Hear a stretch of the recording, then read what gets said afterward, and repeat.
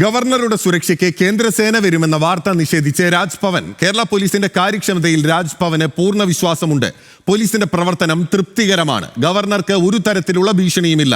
വാർത്തകൾ മാധ്യമ ഭാവനയാണെന്നും രാജ്ഭവൻ അറിയിച്ചു. വിവരങ്ങളുമായി PS അനു ആണ് നമുക്കൊപ്പം ചേരുന്നത്. അനു, കഴിഞ്ഞ ഗവർണറുടെ കാലത്ത് കേന്ദ്രസേനയെ സുരക്ഷയ്ക്ക് വേണ്ടി എത്തിച്ചത് കണ്ടിരുന്നതാണ്.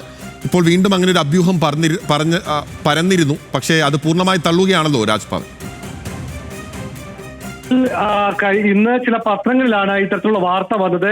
ഗവർണർ RV ആർലേക്കറുടെ സുരക്ഷയ്ക്ക് വേണ്ടി കേന്ദ്രസേന വരുമെന്നാണ് പറഞ്ഞിരുന്നത്. പക്ഷേ ആ ഒരു വാർത്തകളെ രാജ്ഭവൻ തള്ളിക്കളയുന്നു.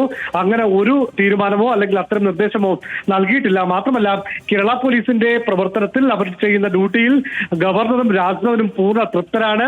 അവർ നന്നായി ജോലി ചെയ്യുന്നുണ്ട്.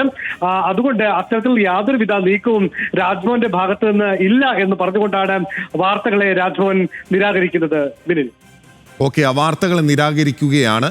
ഇപ്പോൾ ഗവർണർ സുരക്ഷ പോലീസിന്റെ കയ്യിൽ തന്നെ ആയിരിക്കും എന്നുള്ളത് രാജ്ഭവൻ വ്യക്തമാക്കിയിരിക്കുന്നു.